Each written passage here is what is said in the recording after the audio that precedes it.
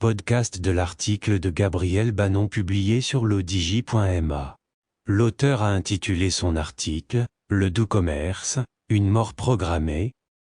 Il commence son article ainsi. Au début du XIXe siècle, apparaît pour la première fois dans le langage européen, le terme de libéralisme. Il exprime les doctrines des partis, qui se créent autour d'une recherche de la garantie constitutionnelle des libertés individuelles, de l'essor économique et de la libre concurrence.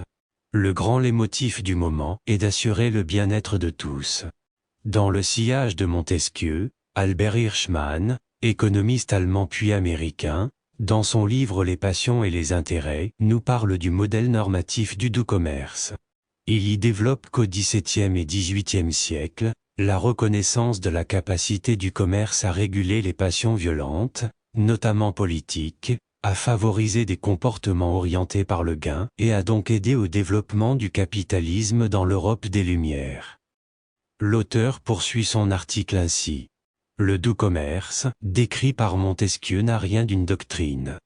Catherine Larère, professeure de philosophie émérite française, spécialiste de la pensée de Montesquieu, reprend le fil tissé par ce dernier, pour repenser la généalogie de son paradigme libéral.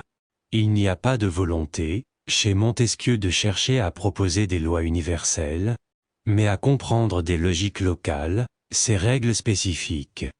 Pour Montesquieu, le libéralisme ne fait pas appel à une anthropologie réductrice, il est d'abord un positionnement politique, bien plus qu'économique.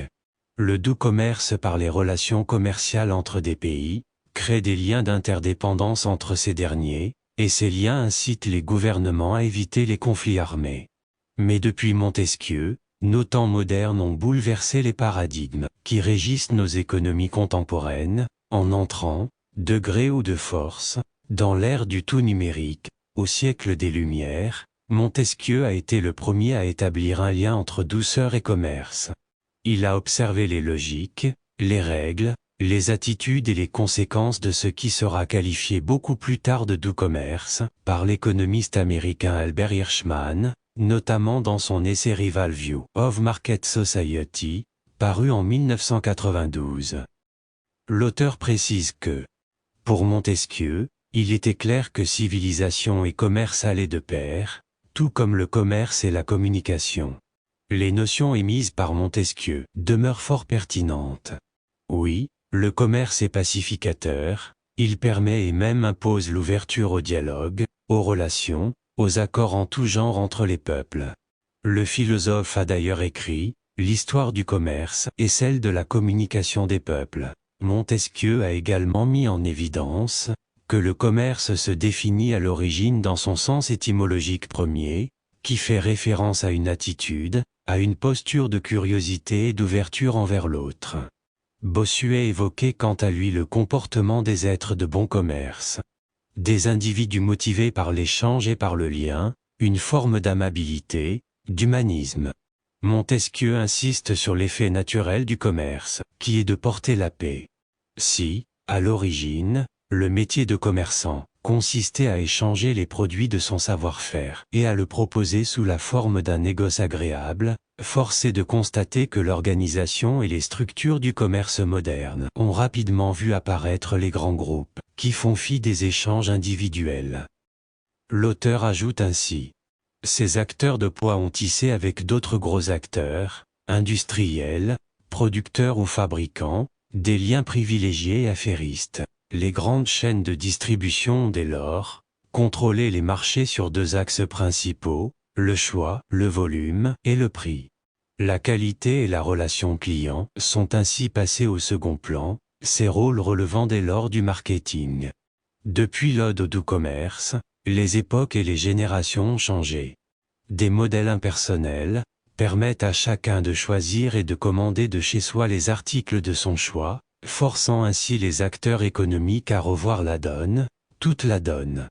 Ce premier phénomène va-t-il redonner au petit commerce un regain d'énergie? Aujourd'hui, les boutiques artisanales et spécialisées font florès. Pour le reste, il y a Internet.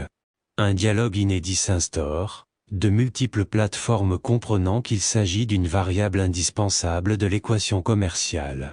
Acheter en ligne est devenu un geste d'une facilité déconcertante. Ce n'est pas une mode passagère mais un mouvement de fond, et ce pour toutes les générations. De quelques règles et préceptes édictés jadis par Montesquieu et Bossuet, des esprits sages et éclairés, un homme de notre époque viendra saisir les lois et leur sens. Le doux commerce passe aujourd'hui entre ses mains, l'essentiel est devenu la livraison, exit l'humain et sa relation avec l'autre. Jeff Bezos, le PDG d'Amazon, n'est pas plus qu'un livreur. Rien n'est parfait, rien n'est idéal. L'auteur conclut son article ainsi. Ce modèle n'est pas porteur d'échanges comme on pouvait l'espérer. Il n'est pas culturel mais transactionnel.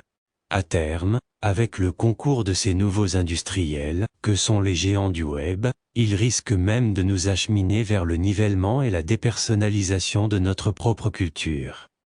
Rédigé par Gabriel Bannon et lu par l'intelligence artificielle de l'Odigi Media. N'oubliez pas de télécharger notre application l'Odigi Mobile sur Android et iOS et de vous abonner à notre chaîne YouTube l'Odigi TV si vous souhaitez être au courant des dernières actualités, podcasts et émissions télévisées.